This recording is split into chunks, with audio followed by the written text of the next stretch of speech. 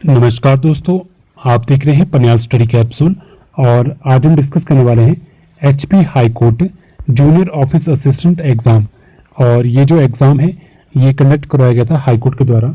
Exam हुआ था 15 अप्रैल 2019 को। तो इसमें टोटल 100 क्वेश्चन आपसे पूछे जाते हैं, मैक्सिमम मार्क्स भी 100 रहते हैं और मैक्सिमम जो ड्यूरेशन दी जाती है वो आपको 2 घंटे की दी जाती है।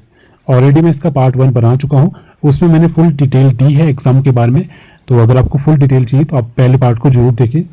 तो इस पार्ट में हम डिस्कस करने वाले हैं जो बेसिक कंप्यूटर के कुछ क्वेश्चन पूछे गए थे, 30 के आसपास क्वेश्चन पूछे गए थे और 20 क्वेश्चन आपके जो रीजनिंग के पूछे गए थे वो हम इस वीडियो में डिस्कस करने वाले हैं। और फर्स्ट वीडियो की बात करें तो फर्स्ट पार्ट जो हमारा रहा है उसमें हम डिस्कस करे हैं करंट अफेयर के क्वेश्चन और हिमाचल जीके के क्वेश्चन, नेशनल और इंटरनेशनल लेवल के जो भी क्वेश्चन इसमें पूछे गए थे एग्जाम में वो हमने डिस्कस करे थे। आपके लिए काफ़ी इंपॉर्टेंट है अगर आप किसी भी एग्जामिनेशन की तैयारी कर रहे हो तो फर्स्ट पार्ट को भी जरूर देखें। तो ये ही नेक्स्ट पार्ट है। तो चलिए इसकी शुरुआत करते हैं फर्स्ट क्वेश्चन के साथ जो हमारे स्टार्ट हो रहे हैं बेसिक नॉलेज ऑफ कंप्यूटर के साथ। तो फर्स्ट क्वेश्चन हमारे पास क्या है, विच of the following device can be used only in local area network. तो उस डिवाइस का नाम क्या है, NIC। तो यहाँ जो करेक्ट आंसर आपके पास वो है ऑप्शन सी, NIC। इसकी फुल फॉर्म क्या है, network interface controller. Next question number 2, which printer is most commonly used for desktop publishing. तो उस प्रिंटर का नाम क्या है, laser printer. Option A correct answer है। Question number 3, what is the full form of MIME। तो इसकी full form क्या है, multipurpose internet mail extension. Option A correct answer है। Question number 4, which of the following is not a domain name service provider website. तो इसका जो correct answer है option D, Amazon। Amazon कोई भी domain name service provider website नहीं है।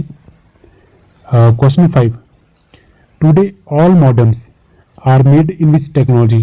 तो आजकल जो भी मॉडेम बनते हैं वो V90 टेक्नोलॉजी के बनाए जाते हैं। तो ऑप्शन डी करेक्ट आंसर है। Question number 6, world wide web was proposed by. तो ये प्रपोज किया गया था टिम बर्नर-ली के द्वारा। ऑप्शन बी यहाँ पे करेक्ट आंसर है, Tim Berners Lee. Next question number 7, which of the following is not an internet browser. Opera, Firefox और सफारी ये आपके तीनों ही वेब ब्राउजर है। और ईबे एक एप्लीकेशन है जहाँ पे आप चीज़ों को बाय और सेल कर सकते हो, जैसे आपकी अमेजोन और फ्लिपकार्ट होते हैं उस तरह से। तो ऑप्शन डी करेक्ट आंसर है।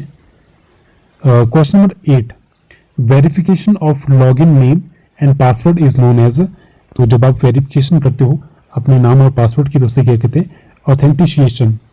ऑप्शन बी यहाँ करेक्ट आंसर है। Question number 9, which company bought the popular wide teleconferencing software Skype. Skype जिस पर आप वीडियो कॉल करते थे तो उसे कौन सी कंपनी के द्वारा खरीदा गया है 2011 में, और इसे खरीदा गया था 8.5 मिलियन डॉलर में, US डॉलर में। ये खरीदा गया था माइक्रोसॉफ्ट के द्वारा। ऑप्शन बी करेक्ट आंसर है। Question number 10, which company first developed the Java programming language. तो सबसे पहले जावा प्रोग्रामिंग लैंग्वेज जो डेवलप की गई थी उनका नाम था जेम्स गोसलिन के द्वारा 1991 में, और ये काम करते थे, कंपनी का नाम था Sun Micro System. Option D correct answer है। Question number 11, software testing in real time environment is also known as. तो उसे कहते हैं beta testing. Option B correct answer है। Question number 12, what program is used in MS Word for spell checking. तो spelling check करने के लिए कौन सा प्रोग्राम यूज किया जाता है MS वर्ड में, तो उसे कहते हैं spell check. Option C correct answer है। Question number 13, arrange the order of number of byte. तो नंबर ऑफ बाइट का जो ऑर्डर यहाँ पे दिया गया है आपको उसको अरेंज करना है। तो यहाँ आपके पास जो करेक्ट है वो है आपके पास ऑप्शन सी, TB सबसे बड़ा होता है, उसके बाद आपके पास छोटा होता है GB, उससे छोटा MB होता है, उससे छोटा आपके पास KB होता है। तो ये आपके पास करेक्ट यहाँ पे पैटर्न दिया गया है। तो ऑप्शन सी करेक्ट आंसर है। क्वेश्चन नंबर 64 या question number 14, what is the full form of SSD। SSD की फुल फॉर्म क्या है, तो इसकी फुल फॉर्म है solid state drive. Option B correct answer है, solid state drive. Question 15, VPN stands for, VPN की full form क्या है?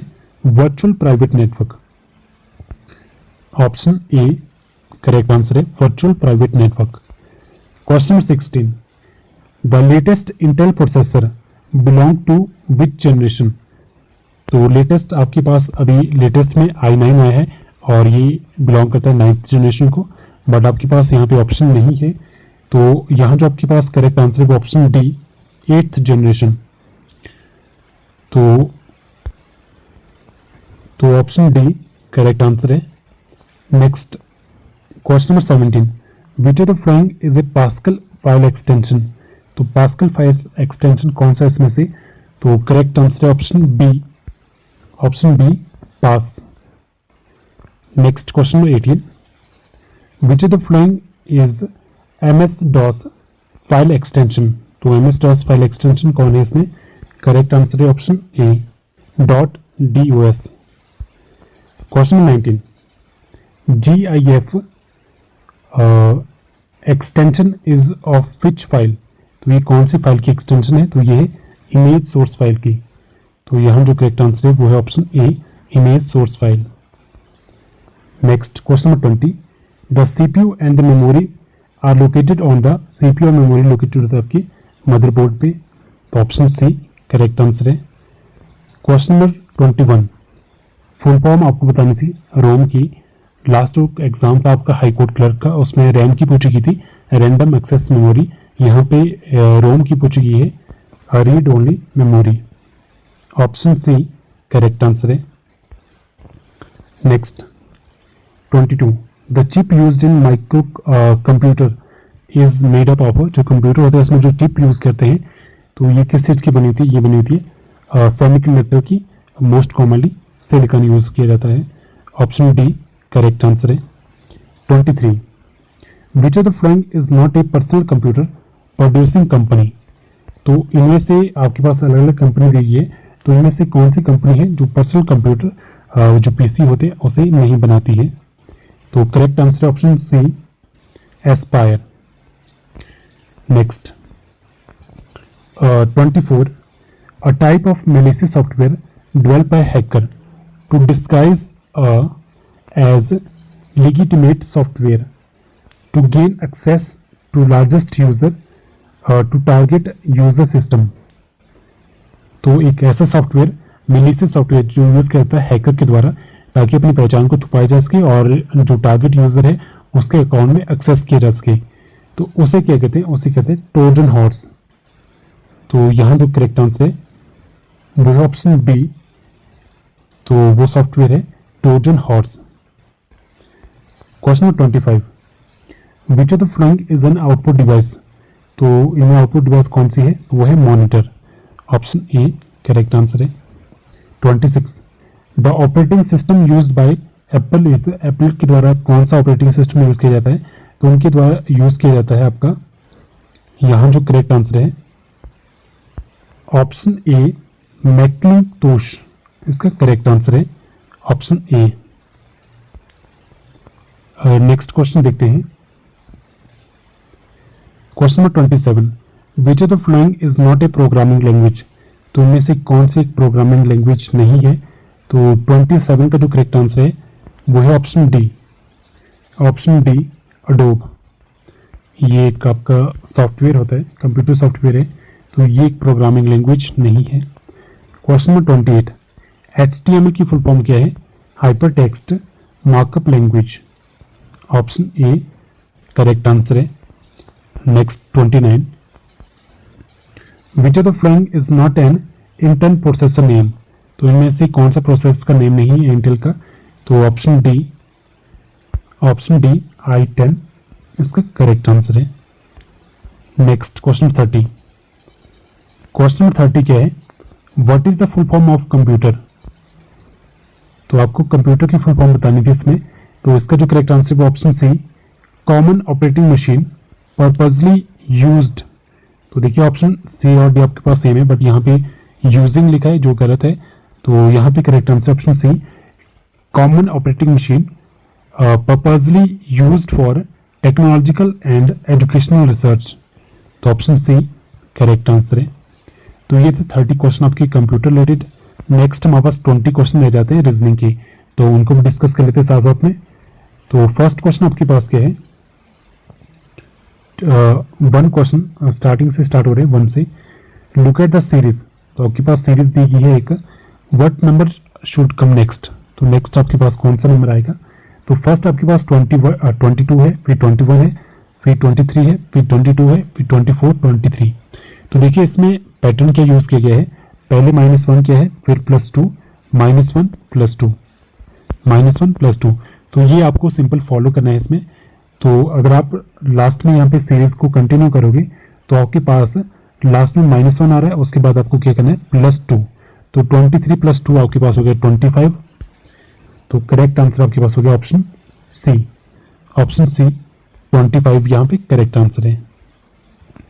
Next, which word does not belong with other. तो आपके पास 3 वर्ड दिए हैं जो एक दूसरे से बिलोंग करते हैं और एक वर्ड है जो एक दूसरे से बिलोंग नहीं करता।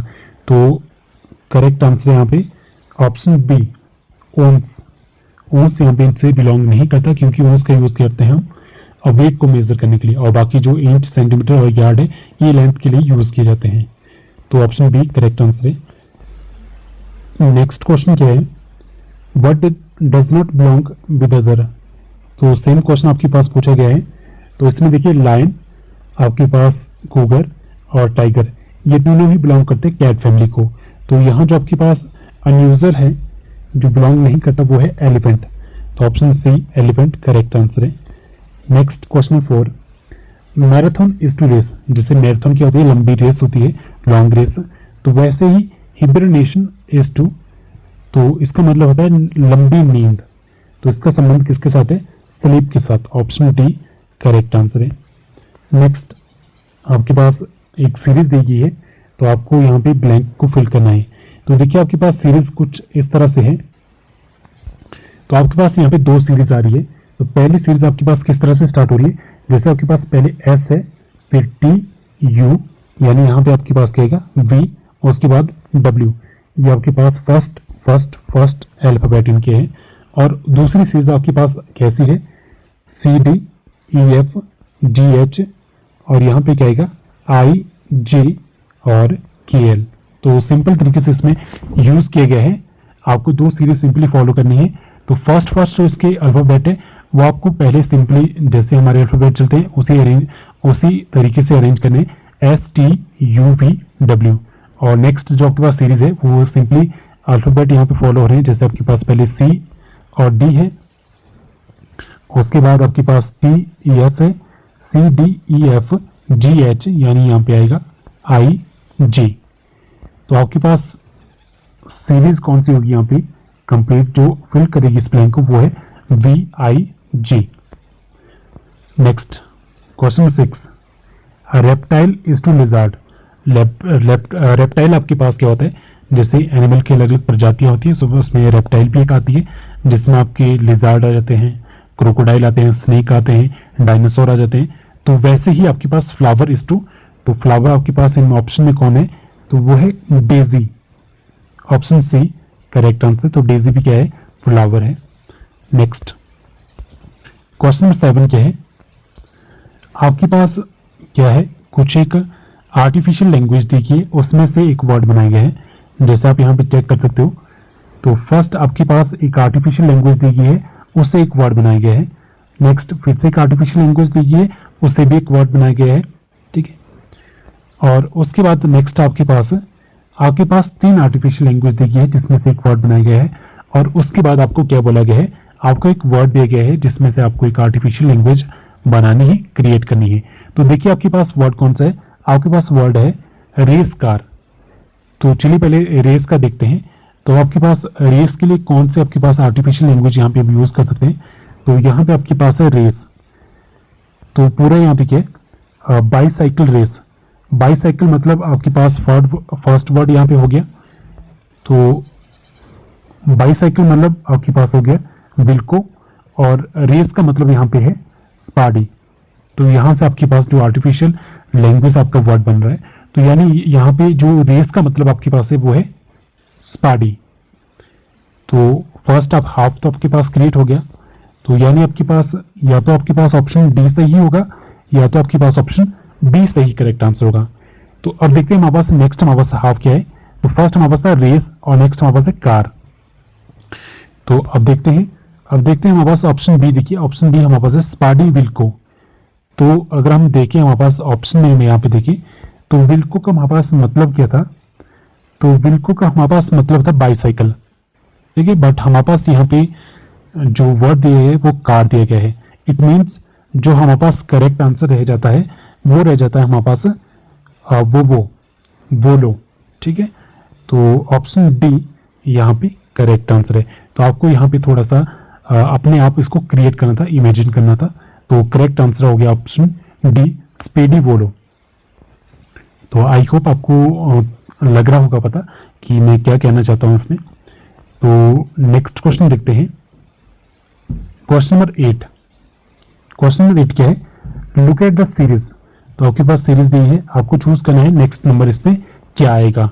तो सीरीज अगर आप देखोगे तो आपके पास सिंपल क्या है, तो फर्स्ट आपके पास लेटर है 8, उसके बाद 22, उसके बाद 8, उसके बाद 28, उसके बाद 8।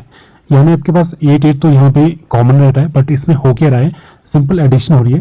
22 में हमने 6 ऐड कर दिया तो 28 आ गया, फिर से हम 6 ऐड करेंगे तो हमारे पास 34 आ जाएगा।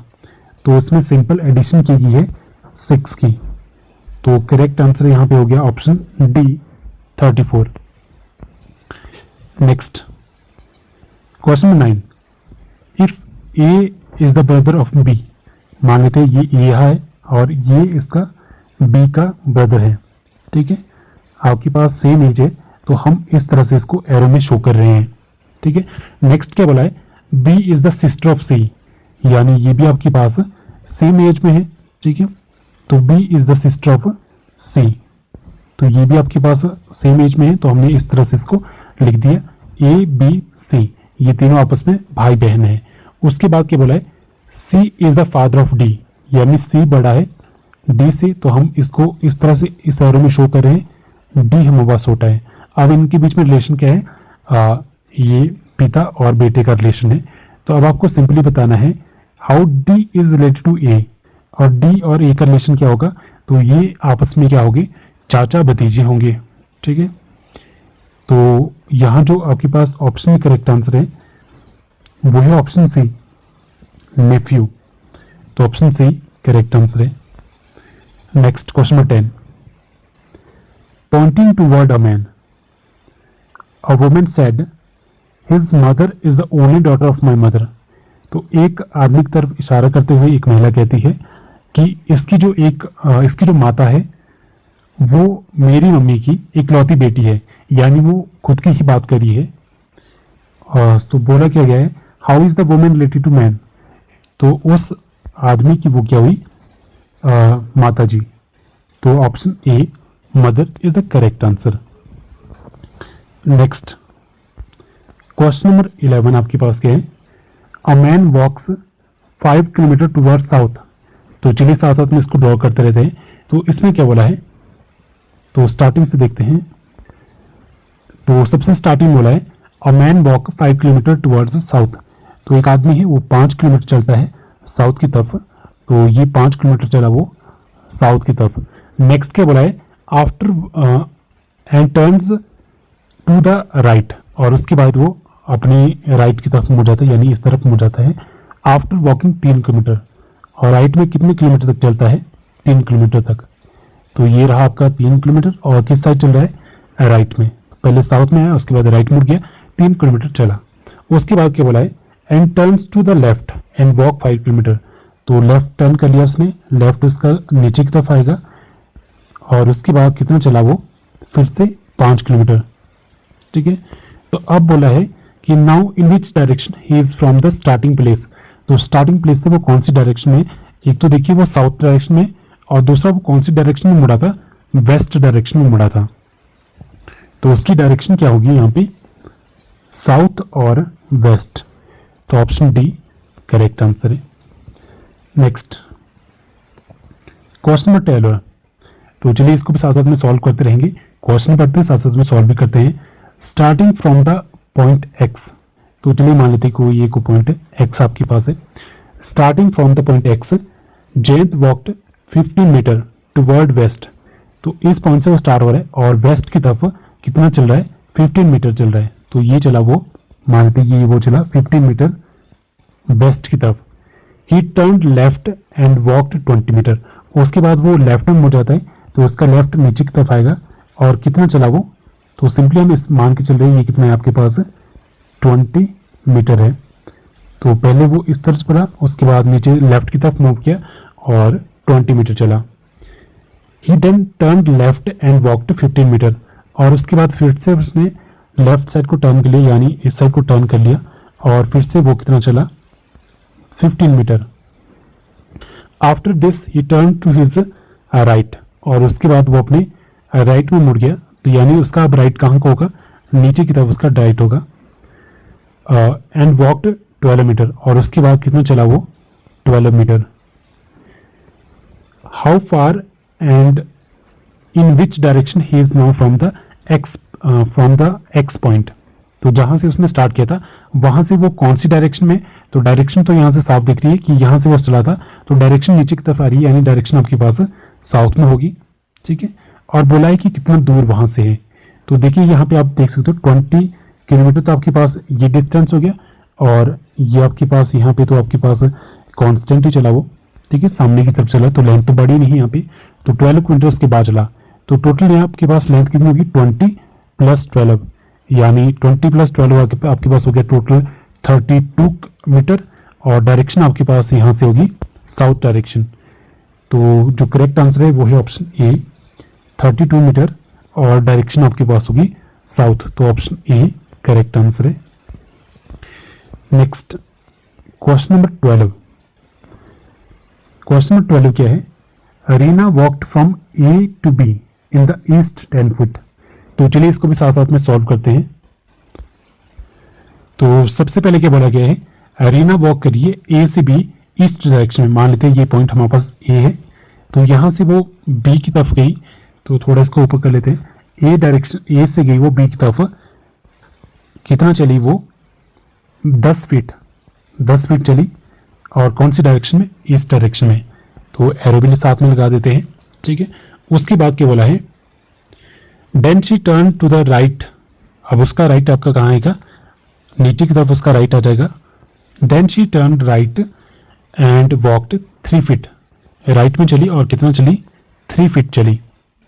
और उसके बाद क्या बोला है, again she turn to the right, अब उसके बाद उसने राइट ले लिया, राइट उसका इस तरफ को होगा, तो साथ में एरो भी लगाते जाते हैं ताकि हमें पता लगे कि कौन सी डायरेक्शन में मूव करिए, और उसने मूव किया 14 फीट, तो 14 फीट मान लेते हैं, यहाँ तक आपके पास आ गया 10 फीट हमने यहाँ बताया था, तो 14 फीट इससे थोड़ा ज़्यादा रहेगा, तो ये आपके पास 14 फीट हो गया। Now how far he is from A point, तो ये आपके पास ए पॉइंट था, ये बी था, मान लेते ये पॉइंट आपके पास सी है, ठीक है, और ये जो लास्ट पॉइंट आपके पास आ गया ये डी आ गया। तो यहाँ बोला है कि how he is from A point, यानी आपको ये डायरेक्शन यहाँ पे ये जो लेंथ है ये आपको कैलकुलेट करनी है।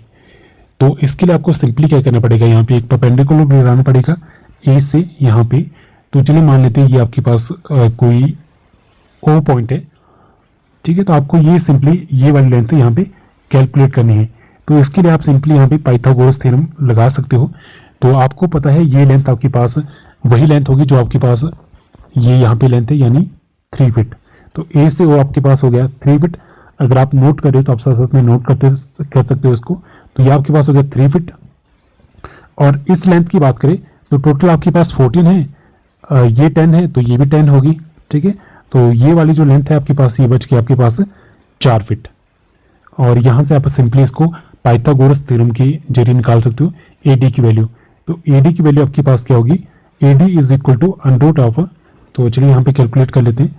तो आपके पास क्या आएगा, सिंपली किस तरह से आएगा, अंडर ऑफ आपके पास फर्स्ट आपके पास लेंथ थी AO की लेंथ थी आपके पास 3 का स्क्वायर माइनस आपके पास जो D और O की लेंथ थी, अगर आपने नोट किया होगा तो आपको पता होगा D और O कहाँ पे था, तो उनकी लेंथ थी आपके पास 14 टोटल लेंथ थी माइनस 10 आपके पास O से सी तक लेंथ थी तो उसका स्क्वायर, तो ये आपके पास बन गया √9 माइनस 10, 14 माइनस 10 आपके पास हो गया 4, तो 4 का स्क्वायर हो गया आपके पास 16।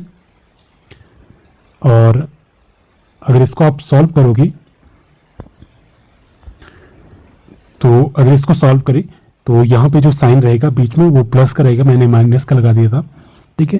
तो 9 बीच में आपके पास प्लस आता है, प्लस 16 होल √, तो आपके पास आ गया 25, √25 आपके पास आ गया 5 मीटर। तो टोटल लेंथ कितनी रही अब ए से डी तक? 5 मीटर। सॉरी ये फीट में है, तो ऑप्शन बी 5 फीट इसका करेक्ट आंसर है। तो काफ़ी सिंपल था, थोड़ा अगर कंफ्यूजिंग था, बट अगर आप अच्छे से इसको रीड करते तो काफ़ी सिंपल सा था ये। Next question 14, a person pretending to be somebody he is not. एक जो कोई भी आदमी है वो प्रिटेंड करने की कोशिश कर रहा है, दिखावा करने की कोशिश कर रहा है जो वो है नहीं, तो उसके लिए हम एक वर्ड कौन से यूज करेंगे? तो उसे कहते हैं impostor. Option D correct answer है। Question 15, a small shop that sell fashionable clothes cosmetics is. एक छोटी सी दुकान जहाँ पे फैशनेबल कपड़े बिकते हैं और कॉस्मेटिक के सामान बिकते हैं, तो उसे क्या कहते हैं? Boutique. Option C correct answer है। नेक्स्ट क्या है? अ रिलीजियस डिस्कोजर, तो एक जो धार्मिक और उपदेश जहाँ पे देते हैं उसके लिए हम कौन सा वर्ड यूज करते हैं? तो उसे कहते हैं हम सरमन, ठीक है। जैसे आपने काफ़ी बार सुना होगा, अलग अलग जो सरमन दिए हैं, उपदेश दिए हैं, जैसे बौद्ध धर्म के सरमन है, उपदेश है, जो रिलेटेड होते हैं, धर्म से रिलेटेड होते हैं या कोई मॉरल सब्जेक्ट होता है। जैसे आपने जनरली मूवीज़ में देखा होगा, जिसे चर्च में आगे जो भी पॉप रहते हैं वो बाइबल पढ़ते हैं और बाकी लोग उस बाइबल को सुनते हैं, तो उसे ही आप इस तरह से लिख सकते हो as a sermon. Next question 17, the opposite word of expand. Expand का आपके पास ऑपोजिट वर्ड क्या होगा? एक्सपेंड होता है फैलना, तो इसके ऑपोजिट आपके पास काफ़ी होते हैं, जैसे shrink, contract, condense, scale down. तो यहाँ जो आपके पास करेक्ट आंसर है वो option B condense. Next question 18, synonym of the word alert. तो अलर्ट की भी आपके पास सिनोनिम यानी सेम वर्ड इसकी तरह कौन होगा? तो काफ़ी सारे होते हैं, जैसे vigilant, wide awake, aware, watchful, attentive, observant, ठीक है, हीडफुल, कैनी। तो ये आपके पास काफ़ी सारे ऑप्शन होते हैं। तो यहाँ बात करें तो यहाँ तक आपके पास ऑप्शन बी ऑब्जर्वेंट ये भी सही है, ऑप्शन बी वॉचफुल ये भी सही है। तो ये दोनों ही आपके सिनोनिम रहते हैं अलर्ट की। नेक्स्ट क्वेश्चन क्या है? To take the question means, इसका मतलब क्या होता है? इसका मतलब होता है किसी चीज़ को सही मान लेना, ठीक है, किसी चीज़ को सही समझ लेना, बिना किसी चीज़ पे किसी पॉइंट पे आर्ग्यू किए बिना उसे सही मान लेना। तो यहाँ जो इसका जो करेक्ट मीनिंग है वो है टू टेक फॉर ग्रांटेड, तो ऑप्शन बी इसका करेक्ट आंसर है। तो नेक्स्ट क्वेश्चन देखते हैं। नेक्स्ट हमारे पास 20 क्या है? Select the pair which has same relationship. जैसे आपके पास पेन होता है, पेन का मतलब है आपको कोई फिजिकल हर्ट हो रहा है, तो वो हो गया पेन। उसके लिए हम यूज़ करते हैं कोई ना कोई ड्रग यूज़ करते हैं, कोई ना कोई मेडिसिन यूज़ करते हैं, जिसे हम कहते हैं सीडेटिव, जो आपके दर्द दूर करने वाली दवा होती है। तो वैसे ही आपके पास सेम क्या हो गया यहाँ पे? ग्रीफ। ग्रीफ यानी कि आपको कोई दुख है, स्ट्रेस है, ठीक है, कोई आपको रिग्रेट हो रहा है, कोई टेंशन है, तो उसके लिए हम यूज़ क्या करते हैं? कंसोलेशन, यानी सांत्वना देते हैं किसी को। तो ये एक दूसरे के साथ रिलेटेड है। तो यहाँ आपके पास ये इसका करेक्ट आंसर है। तो करेक्ट आंसर इसका हो गया ऑप्शन बी ग्रीफ कंसोलेशन। तो इसी के साथ हमने जो एग्ज़ाम था HP हाई कोर्ट क्लर्क और HP हाई कोर्ट जो IT, दोनों एग्जाम हम डिस्कस कर चुके हैं। अगर आपने वीडियो नहीं देखी तो जीके सेक्शन भी जरूर देखिए। जीके सेक्शन भी काफ़ी इंपॉर्टेंट है, काफ़ी अच्छे क्वेश्चन एग्जाम में पूछे गए थे और मे भी आपके लिए काफ़ी हेल्पफुल हो नेक्स्ट आने वाले एग्जाम के लिए। तो आज के लिए इस वीडियो फिलहाल इतना ही। अगर आपको वीडियो अच्छी लगी हो तो लाइक, कमेंट एंड शेयर जरूर कीजिए। So thank you so much.